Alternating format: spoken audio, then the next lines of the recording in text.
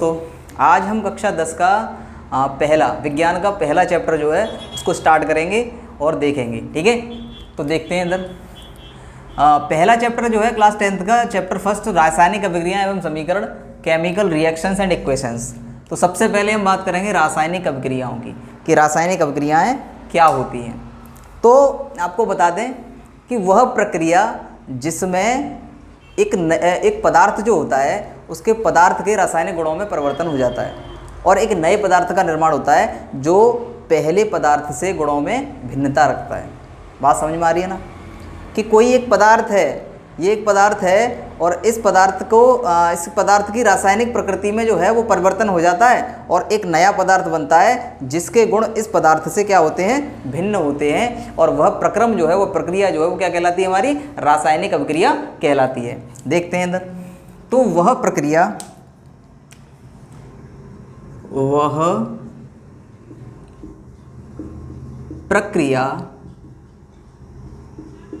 जिसमें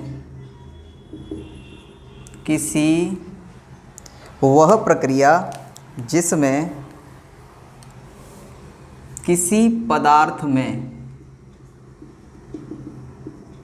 रासायनिक परिवर्तन होता है,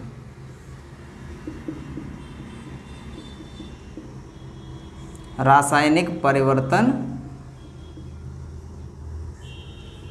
होता है तथा नए गुणधर्मों वाला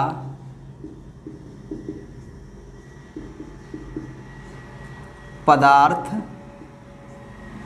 बनता है, रासायनिक अभिक्रिया कहलाती है। रासायनिक अभिक्रियाएं कहलाती हैं। तो क्या है कि वह प्रक्रिया, ऐसी प्रक्रिया जिसमें किसी पदार्थ में रासायनिक परिवर्तन हो जाता है, रासायनिक परिवर्तन होता है तथा नए गुणधर्मों वाला पदार्थ बनता है, रासायनिक अभिक्रियाएं कहलाती हैं। बात क्लियरली समझ में आ रही होगी। तो देखेंगे रासायनिक जो अभिक्रियाएं होती हैं उनमें दो परिवर्तन होते हैं। किसी भी रासायनिक अभिक्रिया में क्या होते हैं, दो परिवर्तन होते हैं पदार्थ में। किस तरीके से? सबसे पहले परिवर्तन की बात करेंगे हम। तो सबसे पहला जो परिवर्तन होता है पदार्थ की रासायनिक प्रकृति में परिवर्तन। सबसे पहला जो होता है पदार्थ की रासायनिक प्रकृति में परिवर्तन हो जाता है, मतलब उसका नेचर जो है, जो जिस तरीके का वो पदार्थ है उस तरीके के गुण उसके नहीं रहते हैं, उसके जो दूसरा पदार्थ बन जाता है उस तरीके के गुण उसमें आ जाते हैं। ठीक है। और दूसरा जो होता है हमारा सेकंड जो होता है, सेकंड में नए पदार्थ का बनना, नए पदार्थ का बनना। किसी भी रासायनिक अभिक्रिया में ये दो चीज़ें होती हैं। क्या होती हैं कि पदार्थ की रासायनिक प्रकृति में परिवर्तन हो जाता है और दूसरी चीज़ नए पदार्थ का बनना, अर्थात नया पदार्थ बन जाता है। अब कुछ उदाहरण देखेंगे यहाँ पे हम कि रासायनिक अभिक्रियाओं के उदाहरण क्या होते हैं। सबसे पहला उदाहरण है कागज का जलना। कागज का जलना क्या है? एक रासायनिक प्रक्रम है, एक रासायनिक अभिक्रिया है। कैसे? कागज होता है सफ़ेद रंग का, उसको हमने जला दिया तो क्या मिलता है हमको? काले रंग की राख मिलती है। क्या मिलती है? राख। इसी तरीके से मोमबत्ती का जलना, मोमबत्ती का जलना, हम मोमबत्ती जलाते हैं और देखते हैं लास्ट में जाके क्या बचता है? कुछ नहीं बचता, राख बचती है धागे की। इसके बाद तीसरा नंबर जो है, तीसरा नंबर है दूध से दही बनना। दूध से दही का बनना। ठीक है। और भी बहुत सारी अभिक्रियाएं हैं। ठीक है, और भी बहुत सारी रासायनिक अभिक्रियाएं। भोजन का शरीर के अंदर पाचन, भोजन का शरीर के अंदर पाचन, ये भी एक प्रकार की रासायनिक अभिक्रिया ही होती है। हम खाते क्या हैं और फिर खाने के बाद क्या होता है, निकलता क्या है, तो यही क्या है, सब रासायनिक अभिक्रियाएं। और ये रासायनिक अभिक्रिया आपको अच्छी तरीके से समझ में आ गई होगी कि वह प्रक्रिया जिसमें किसी पदार्थ में रासायनिक परिवर्तन होता है तथा नए गुणधर्मों वाला पदार्थ बनता है, रासायनिक अभिक्रियाएं कहलाती हैं। जैसे, और इसमें चेंजिंग क्या होते हैं, उसकी प्रकृति में, पदार्थ की रासायनिक प्रकृति में परिवर्तन होता है और नए पदार्थ बन जाते हैं। ठीक है, इसी तरीके से उस उदाहरण देखेंगे, कागज का जलना, मोमबत्ती का जलना, दूध से दही का बनना, भोजन का शरीर के अंदर पाचन, ये सब क्या होते हैं, रासायनिक अभिक्रिया के ही उदाहरण होते हैं।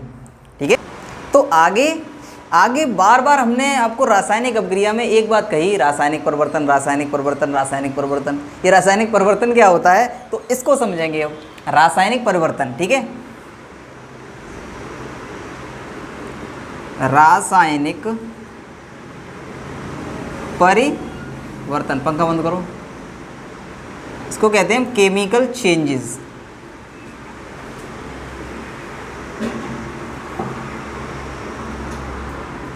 रासायनिक परिवर्तन, केमिकल चेंजेस। क्या होता है केमिकल चेंजेस, कि जब कोई एक पदार्थ दूसरे पदार्थ से मिलकर एक तीसरा पदार्थ बना देता है। जब कोई क्या का कि एक पदार्थ मिलकर दूसरे पदार्थ से, एक पदार्थ ये है, दूसरा पदार्थ ये है, और ये मिलकर क्या बना रहे हैं, एक तीसरा पदार्थ बना दे रहे हैं, तो यही क्या कहलाती है, यही परिवर्तन जो है वो रासायनिक परिवर्तन कहलाता है। दोबारा से समझ लेंगे कि एक पदार्थ ये है, दूसरा पदार्थ ये है, दोनों मिल गए और एक तीसरा पदार्थ बना दिया, तो यही क्या कहलाता है, रासायनिक परिवर्तन कहलाता है। तो देखेंगे अभी,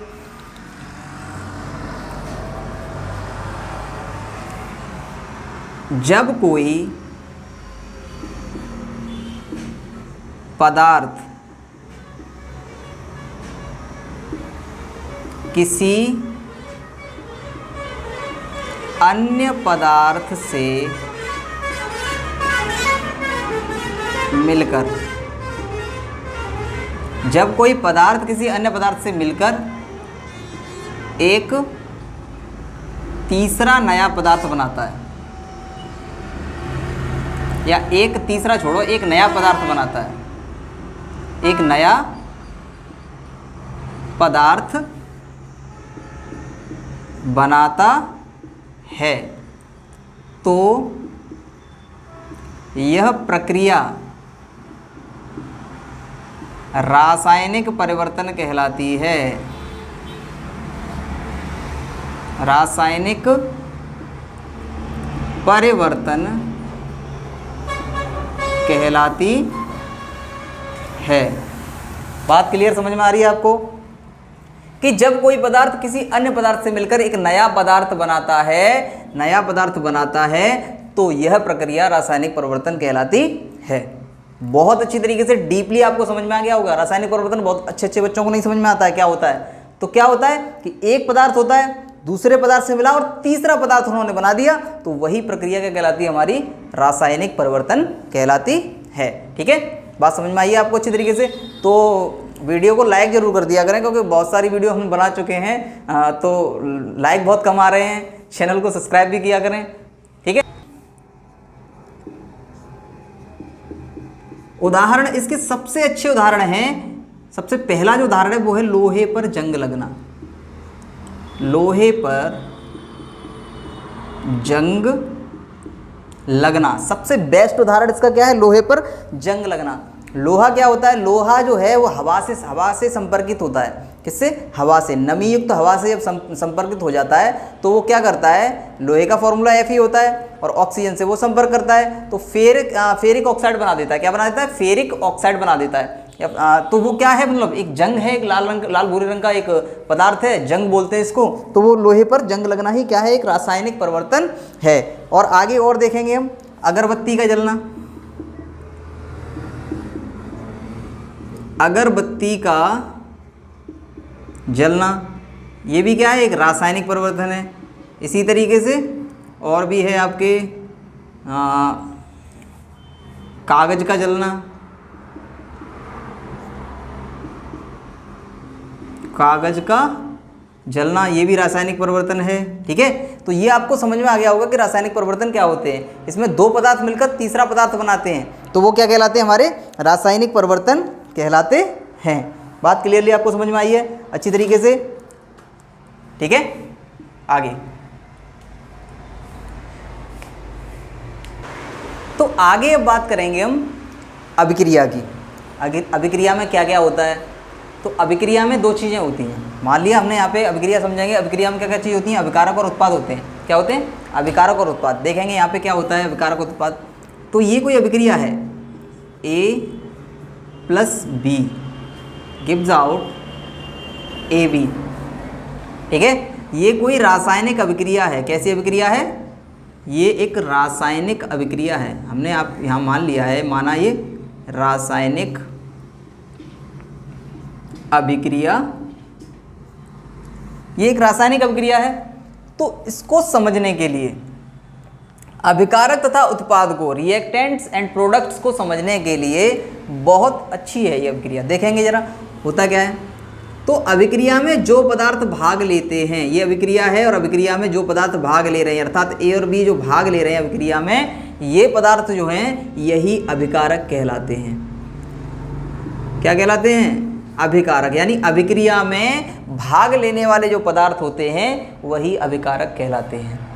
और इसकी विपरीत में क्या होता है कि अभिक्रिया के फलस्वरूप, अभिक्रिया के फलस्वरूप यानी अभिक्रिया होने के बाद जो पदार्थ बनता है, हमको जो पदार्थ बनता है उसको हम क्या कहते हैं, उसी को हम उत्पाद कहते हैं, अर्थात प्रोडक्ट कहते हैं। अभिक्रिया में भाग लेने वाले पदार्थों को अभिकारक अर्थात रिएक्टेंट्स, और अभिक्रिया के फलस्वरूप उत्पन्न होने वाले पदार्थ जो होते हैं वो हमारे प्रोडक्ट कहलाते हैं। बात आपको क्लियरली समझ में आई तो कमेंट सेक्शन में बताइए कि हाँ हमको बात समझ में आ रही है। ठीक है, तो इसकी डेफिनेशन हम लिख देंगे यहाँ पे अभी कि अभिक्रिया या किसी रासायनिक अभिक्रिया में, किसी रासायनिक अभिक्रिया में भाग लेने वाले पदार्थों को, किसी रासायनिक अभिक्रिया में भाग लेने वाले पदार्थों को अभिकारक कहते हैं, रिएक्टेंट्स कहते हैं।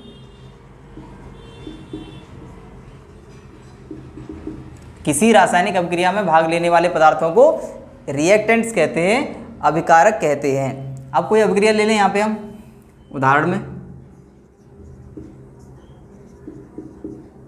या उदाहरण बाद में लिख लेंगे। सबसे पहले ये हो गया हमारा अभिकारक।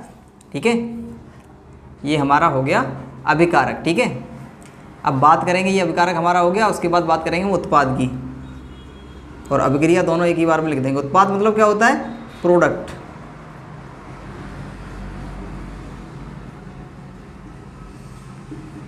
तो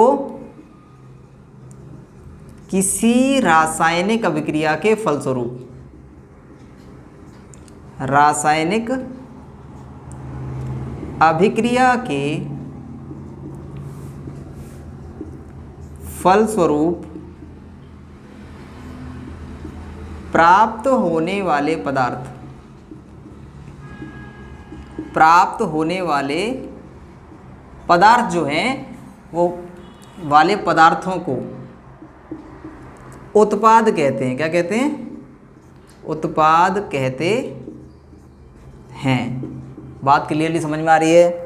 क्या है कि किसी रासायनिक अभिक्रिया में भाग लेने वाले पदार्थों को हम क्या कहते हैं, अभिकारक कहते हैं, और किसी रासायनिक अभिक्रिया के फलस्वरूप प्राप्त होने वाले पदार्थों को हम उत्पाद कहते हैं। अब जैसे उदाहरण लेते हैं, यहाँ पे दोनों का एक ही उदाहरण ले रहे हैं। देखो यहाँ पे ले लिया हमने मैग्नीशियम है, मैग्नीशियम की को जब हवा की उपस्थिति में, या मैग्नीशियम के जो रिबन है उसको हवा की उपस्थिति में जब जलाया जाता है तो क्या होता है, तो यहाँ पे मैग्नीशियम ऑक्साइड यानी MgO बन जाता है। यहाँ पे ये क्या है, ये मैग्नीशियम है और ये ऑक्सीजन है, अर्थात वायु है। ऑक्सीजन को प्राणवायु भी कहते हैं। ऑक्सीजन, और क्या बन जाता है? Magnesium oxide. Magnesium oxide. अब देखेंगे क्या ये समीकरण संतुलित है? संतुलित नहीं है अभी, इसमें 2 से मल्टीप्लाई करना पड़ेगा तब ये संतुलित होंगे। 2 mg के O के 2 और यहाँ 2 mg के और O का भी 2। तो बात समझ में आई होगी अच्छी तरीके से। अब आगे बात करेंगे हम क्या होते हैं। ये यहाँ पे क्या कहलाएंगे? अभिकारक। ये दोनों यहाँ पे क्या कहलाएंगे? अभिकारक कहलाएंगे। और ये यहाँ पे क्या मिल गया हमको? उत्पाद मिल गया। बात आपको क्लियरली समझ में आ गई होगी अच्छी तरीके से, ठीक है। क्या होता है कि किसी रासायनिक अभिक्रिया में भाग लेने वाले पदार्थों को अभिकारक और अभिक्रिया के फलस्वरूप प्राप्त होने वाले पदार्थों को उत्पाद कहते हैं। उदाहरण आपके सामने है, 2 mg + O2 gives out 2 MgO। अर्थात मैग्नीशियम और ऑक्सीजन की अभिक्रिया जब होती है तो क्या होता है, या मैग्नीशियम रिबन को ऑक्सीजन की उपस्थिति में जलाया जाता है तो मैग्नीशियम ऑक्साइड बनता है, जहाँ पे मैग्नीशियम और ऑक्सीजन क्या है? अभिकारक हैं और मैग्नीशियम ऑक्साइड हमारा उत्पाद है। बात क्लियरली समझ में आ रही है तो कमेंट सेक्शन में लिख दिया करें। तो आगे हम बात करेंगे रासायनिक समीकरण की, ठीक है। अभिकारक और उत्पाद आपको समझ में आ गए। अब बात करेंगे रासायनिक समीकरण। रासायनिक समीकरणों को कहते हैं हम केमिकल इक्वेशंस। Chemical equation. तो रासायनिक समीकरण क्या होते हैं? किसी भी रासायनिक अभिक्रिया को तत्वों, यौगिकों अथवा आयनों के प्रतीक चिन्ह के रूप में लिखना ही क्या कहलाता है? हमारा रासायनिक समीकरण कहलाता है। किसी भी रासायनिक अभिक्रिया में जो यौगिक प्रयुक्त हो रहे हैं या आयन जो प्रयुक्त हो रहे हैं या कोई तत्व जो प्रयुक्त हो रहे हैं उनको प्रतीक चिन्हों के रूप में लिख देना ही क्या कहलाता है? रासायनिक समीकरण कहलाता है। तो यहाँ हम डेफिनेशन इसकी लिख दे रहे हैं एक बार, ठीक है। तो किसी रासायनिक अभिक्रिया को किसी रासायनिक अभिक्रिया को या किसी रासायनिक अभिक्रिया में प्रयुक्त अभिकारकों तथा उत्पादों को उनके प्रतीक चिन्हों के रूप में लिखना है। प्रतीक चिन्हों के रूप में लिखना या लिखने को ही रासायनिक समीकरण कहते हैं। रासायनिक समीकरण कहते हैं। ये बात आपको अच्छी तरीके से समझ में आ रही है कि किसी रासायनिक अभिक्रिया में प्रयुक्त अभिकारकों तथा उत्पादों को उनके प्रतीक चिन्ह के रूप में लिखने को ही क्या कहते हैं? हम रासायनिक समीकरण कहते हैं। बात क्लियरली समझ में आ रही है। जैसे जब जिंक की अभिक्रिया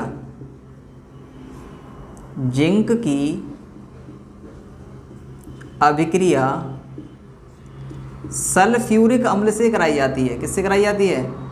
सल्फ्यूरिक अम्ल से कराई जाती है तो जिंक की अभिक्रिया सल्फ्यूरिक अम्ल से कराई जाती है तो जिंक सल्फेट तथा हाइड्रोजन गैस प्राप्त होती है। तथा हाइड्रोजन गैस प्राप्त होती है। अब ये अभिक्रिया हमने लिख दी किसमें? हमने हिंदी में इसको लिख दिया है कि जिंक की अभिक्रिया सल्फ्यूरिक अम्ल से कराई जाती है तो जिंक सल्फेट प्राप्त होता है। अब हम लिख दें यहाँ पे क्या लिख दिया हमने? जिंक प्लस सल्फ्यूरिक अम्ल। जिंक प्लस सल्फ्यूरिक अम्ल, दोनों चीज़ें हमने यहाँ पे लिख दी। अब हमने अभिक्रिया करा दी तो क्या बन गया, जिंक सल्फेट बन गया, जिंक सल्फेट प्लस हाइड्रोजन।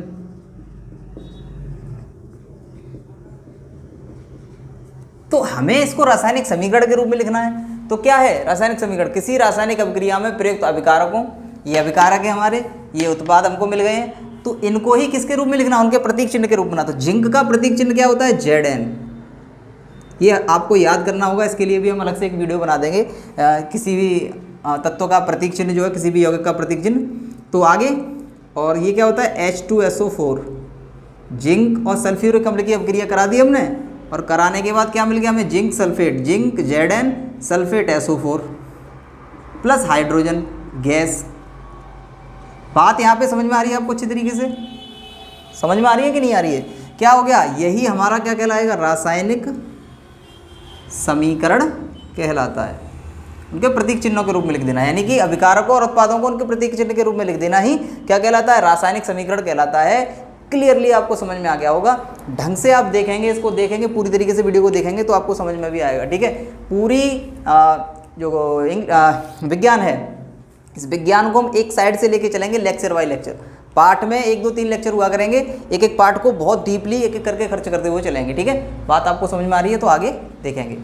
तो रासायनिक समीकरण की हम बात कर चुके हैं। अब रासायनिक समीकरण के बाद बात आती है संतुलित रासायनिक समीकरण की। ठीक है, संतुलित रासायनिक समीकरण क्या होता है, इसको समझने के लिए हमें समझना होगा द्रव्यमान संरक्षण का नियम। द्रव्यमान संरक्षण का नियम, लॉ ऑफ मास कंजर्वेशन।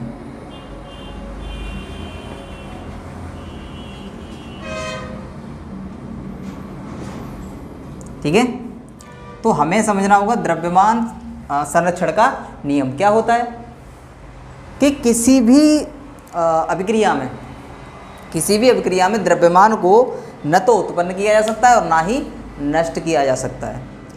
जिस तरीके से ऊर्जा संरक्षण का नियम क्या होता है, ऊर्जा संरक्षण का नियम होता है ऊर्जा को न तो उत्पन्न किया जा सकता है और ना ही नष्ट किया जा सकता है। उसी तरीके से ये द्रव्यमान संरक्षण का नियम होता है कि द्रव्यमान को न तो उत्पन्न किया जा सकता है और ना ही नष्ट किया जा सकता है। तो यहाँ हम लिख दे रहे हैं, इस नियम के अनुसार, इस नियम के अनुसार कि द्रव्यमान को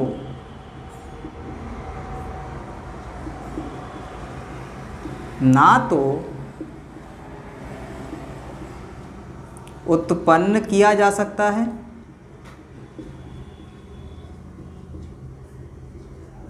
द्रव्यमान को ना तो उत्पन्न किया जा सकता है और ना ही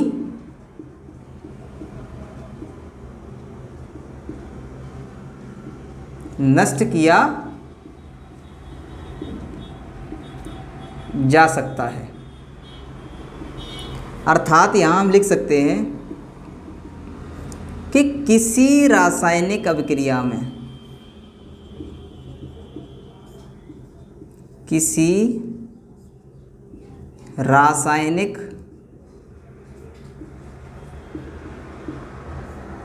अभिक्रिया में, किसी भी रासायनिक अभिक्रिया में अभिकारकों के परमाणुओं का द्रव्यमान,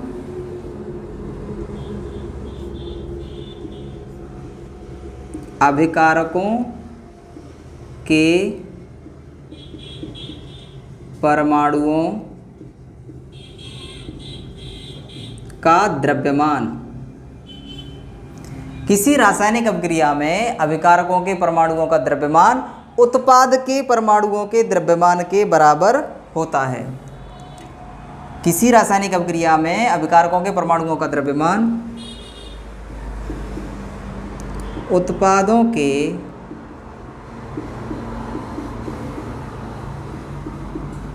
परमाणुओं के द्रव्यमान के बराबर होता है। और इसे ही हम क्या कहते हैं, इसे ही हम संतुलित रासायनिक समीकरण कहते हैं। इसे ही संतुलित रासायनिक समीकरण कहते हैं।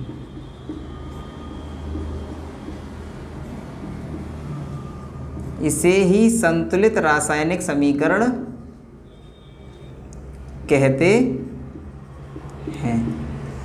तो किसी रासायनिक द्रव्यमान ऊर्जा संरक्षण का नियम क्या होता है? द्रव्यमान संरक्षण का नियम जो होता है कि द्रव्यमान को ना तो उत्पन्न किया जा सकता है और ना ही नष्ट किया जा सकता है। अर्थात किसी रासायनिक अभिक्रिया में अभिकारकों के परमाणुओं का द्रव्यमान वही होता है जो उत्पादों के परमाणुओं के द्रव्यमान होता है। इसे ही संतुलित रासायनिक समीकरण कहते हैं। मुझे लग रहा है आपको अच्छी तरीके से समझ में आ गया होगा ये। ठीक है, इसी को क्या कहते हैं हम? संतुलित रासायनिक समीकरण कहते हैं। उदाहरण ले लेंगे एक आध, यहाँ पे उदाहरण देखेंगे। ये फेमस उदाहरण है, हमने आपको पहले भी कराया है। ये Mg+O2, Mg+O2 गिव्स आउट क्या हो जाता है? MgO, मैग्नीशियम ऑक्साइड हो जाता है। तो अब हम देखेंगे अभिकारकों के कितने परमाणु हैं? Mg का एक है और O कितने हैं? 2। O कितने हैं? 2। Mg कितने यहाँ पे? 1 है और O कितना है? 1। अब हमें क्या करना है? समीकरण को क्या करना है? संतुलित करना है। संतुलित करने के लिए क्या करेंगे? जितना अभिकारक इधर हैं उतना ही उधर उत्पाद में होना चाहिए। तो यहाँ पे Mg कितना है? 1 है, O 2 है, तो O को 2 करने के लिए क्या करेंगे? हमें 2 से मल्टीप्लाई करना पड़ेगा। अब जब O में हमने 2 से मल्टीप्लाई किया तो Mg भी संग है, मैग्नीशियम ऑक्साइड पूरा है, तो हमने Mg में भी 2 का गुणा कर दिया है। तो अब इधर भी क्या करने के लिए? Mg को इक्वल करने के लिए हमें यहाँ भी 2 से गुणा करना पड़ेगा। अब इस समीकरण को हम क्या कह सकते हैं? संतुलित रासायनिक समीकरण कह सकते हैं, क्योंकि अभिकारक जितने हैं Mg कितने हैं? Mg 2 हैं, O कितने हैं? 2 हैं, और इधर भी कितना है? Mg 2 है और O भी कितने हैं? 2। तो यही समीकरण जो है वो संतुलित रासायनिक समीकरण कहलाएगी। बात आपको क्लियरली समझ में आ रही है? तो देखें इसको। ठीक है, आगे देखते हैं। अब आगे तो आगे देखेंगे किसी भी अभिक्रिया में भौतिक अवस्थाओं को दर्शाने के लिए जो प्रतीक लिखते हैं हम, वो प्रतीक देखेंगे जरा। क्योंकि अभिक्रिया में भौतिक अवस्थाओं के जो प्रतीक होते हैं, जब कोई अभिकारक या उत्पाद होता है और द्रव अवस्था के लिए दर्शाते हैं हम, क्या वो पदार्थ जो है वो द्रव अवस्था है, यानी द्रव अवस्था में अभिक्रिया में है, तो द्रव अवस्था के लिए हम क्या करते हैं? द्रव अवस्था के लिए हम स्मॉल l का यूज़ करते हैं। उस यौगिक, उस आयन या उस तत्व के तुरंत बाद कोष्टक में हम L लिख देते हैं। ठोस अवस्था के लिए क्या लिख देते हैं? स्मॉल लेटर में लिखते हैं। ठोस अवस्था के लिए, ठोस अवस्था के लिए स्मॉल s लिख देते हैं। तत्व या यौगिक के पीछे लिख देते हैं तुरंत। अभी हम एक रिएक्शन आपको दिखाएंगे किस तरीके से लिखते हैं। और इसी तरीके से द्रवों के गैस अवस्था के लिए, गैस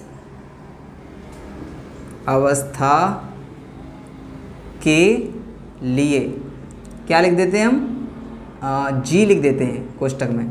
इसी तरीके से विलयन के लिए, किसके लिए? विलयन यानी एक्वस के लिए, विलयन अवस्था के लिए हम कोष्टक में क्या लिख देते हैं? छोटे में AQ लिख देते हैं। क्या लिख देते हैं? AQ। ठीक है, तो L4 क्या होता है? हमारा लिक्विड होता है, जिसको हम लिक्विड कहते हैं, द्रव कहते हैं। ठीक है, S4 हमारा सॉलिड होता है, सॉलिड मतलब ठोस होता है। ठीक है, इसी तरीके से गैस मतलब गैसेज होता है। ठीक है, गैस मतलब गैस होता है। ठीक है, इसी तरीके से ये होता है एक्वस। ठीक है, एक्वस, AQUAS या AQUOUS, एक्वस। ठीक है, ये होता है हमारा विलयन अवस्था के लिए। अब ये किस तरीके से किसी रासायनिक अभिक्रिया में यूज़ करे जाते हैं, जरा उसको देखेंगे। ठीक है, तो देखेंगे एक अभिक्रिया है यहाँ पे, उदाहरण में देखेंगे। जैसे Zn कोष्टक में लिख दिया S प्लस H2SO4, इसको लिख दिया हमने L, gives out ZnSO4 zinc sulphate, ये लिख दिया हमने AQ, प्लस आगे लिख दिया हमने H2 और ये लिख दिया कोष्टक में G, यानी गैस। तो इस तरीके से जब रासायनिक अभिक्रिया में लिखा होता है इस तरीके से रासायनिक अभिक्रिया में लिखा होता है तो यहाँ पे जिंक जो है, यहाँ पे जिंक जो है वो सॉलिड स्टेट में है, अर्थात ठोस अवस्था में है। जिंक यहाँ पे किस अवस्था में है? सॉलिड स्टेट अर्थात ठोस अवस्था में। इसी तरीके से यहाँ पे, यहाँ जो सल्फ्यूरिक अम्ल है, यहाँ जो सल्फ्यूरिक अम्ल है, सल्फ्यूरिक एसिड है, वो हमारा लिक्विड स्टेट में है। किसमें? लिक्विड में। ठीक है। इसी तरीके से यहाँ पे ZnSO4 जो है, जिंक सल्फेट जो है हमारा, जिंक सल्फेट हमारा एक्वस फॉर्म में है। एक्वस मतलब विलियन फॉर्म में। किसमें? विलियन फॉर्म में। इसी तरीके से आगे G फॉर गैसेस, यानी हाइड्रोजन जो है हमारी, हाइड्रोजन वो हमारी गैस फॉर्म में है। किसमें? गैस में। बात समझ में आ गई अच्छी तरीके से। तो ये हमारे क्या होते हैं? ये अभिक्रिया में भौतिक अवस्थाओं के प्रतीक होते हैं। द्रव अवस्था के लिए L होता है, ठोस अवस्था के लिए S होता है, गैस अवस्था के लिए G होता है और विलयन अवस्था के लिए AQ होता है। बात आपको अच्छी तरीके से समझ में आ गई होगी। और ये किस प्रकार से यूज़ करे जाते हैं वो भी आपके सामने लिखा हुआ है। ठीक है, चलो तो आगे देखेंगे अगला टॉपिक, किसी रासायनिक अभिक्रिया में स्थिति को लिखना। किसी रासायनिक अभिक्रिया में स्थिति को लिखना। अब स्थिति क्या चीज़ होती है? कंडीशन क्या होती है?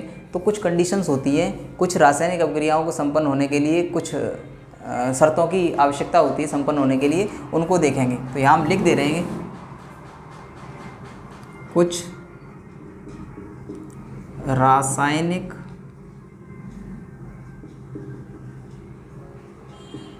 अभिक्रियाओं के संपन्न होने के लिए विशेष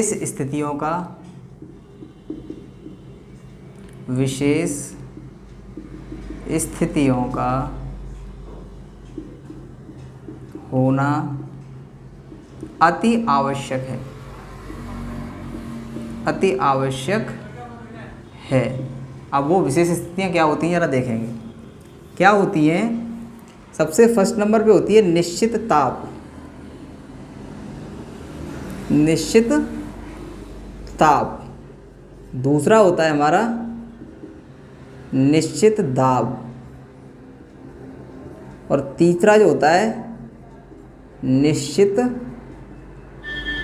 आयतन। तो कुछ अभिक्रियाएं जो होती हैं, कुछ रासायनिक अभिक्रियाएं के संपन्न होने के लिए विशेष स्थितियों का होना आवश्यक होता है, जैसे निश्चित ताप, निश्चित दाब और निश्चित आयतन। या निश्चित आयतन न लेकर हम यहाँ पे निश्चित उत्प्रेरक भी कह सकते हैं, कैटलिस्टिक।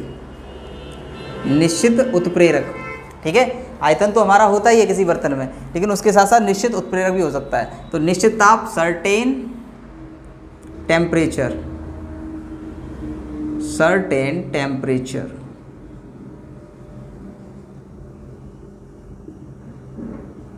या सर्टेन प्रेशर,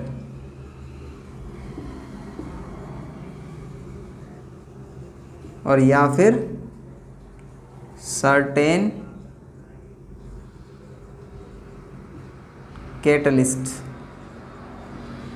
निश्चित उत्प्रेरक। तो कुछ अभिक्रियाएं जो होती हैं वो क्या होती हैं? निश्चित ताप पर होती हैं, निश्चित दाब पर होती हैं, या फिर निश्चित उत्प्रेरक की उपस्थिति में होती हैं। तो आगे हम समझेंगे कैसे कैसे क्या होती हैं।